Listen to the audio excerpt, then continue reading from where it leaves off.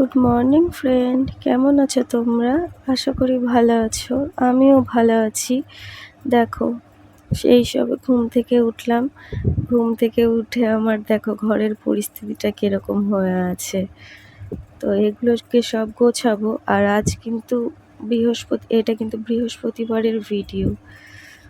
তো আমার মেয়ে না একটা মাটির গণেশ ঠাকুর বানিয়েছে, সেটা আমি তোমাদের সাথে শেয়ার করব। আর তোমরা যদি আরও কোনো কিছু দেখতে চাও মাটির, তো সেটা আমাকে কমেন্ট করে বলবে। দেখো, বলতে বলতে আমার মেয়ে গণেশ ঠাকুরটাকে নিয়ে চলে এসছে। দেখো কীরকম হয়েছে, বলবে কিন্তু কমেন্ট করে।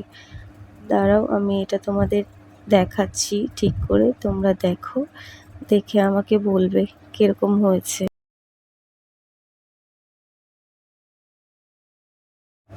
বলবে কিন্তু কীরকম হয়েছে। তো আমি স্নান টান করে একবারে পুজো দিতে চলে এসেছি। আজ বৃহস্পতিবার, পুজো দিতে হবে।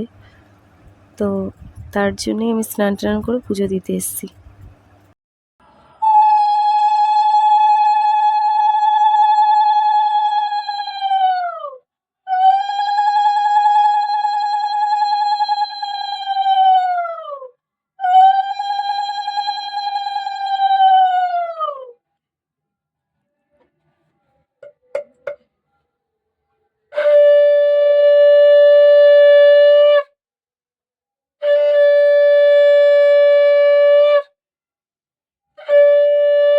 দেখো, আমার পুজো দেওয়াটা কমপ্লিট হয়ে গিয়েছে।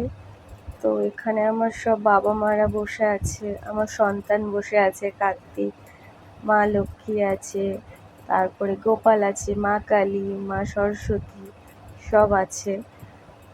তো আমার পুজো দেওয়া এখন কমপ্লিট হয়ে গিয়েছে। আমি এখন একটু খেয়ে দিয়ে তারপরে বেরাবো কাজে। তোমরা দেখতে থাকো। আমি কাজের জন্য বেরিয়ে গেছি বন্ধুরা। দেখো 3টে বাজতে এখন।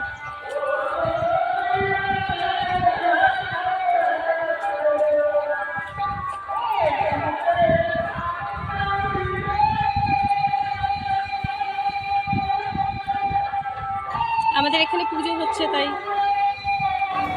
দেখো, দুপুরবেলা তো আমাকে কাজে বেরাতেই হবে, তো তাই ভাবলাম চলো তোমাদের সাথেও শেয়ার করে দিই রাস্তাটা দুপুরবেলায় কীরকম থাকে। দেখো কত খালি খালি না রাস্তাটা, একটা লোকজন কেউ নেই, শুধু আমি একা হেঁটে হেঁটে যাচ্ছি। আর না, তোমাদের একটা জিনিস দেখাবো বলে আমি ভিডিওটা অন করলাম। তো আমাদের এই সামনে না একটা বড় ঠাকুরের মন্দির আছে। তো এই ঠাকুরটা খুব জাগ্রত।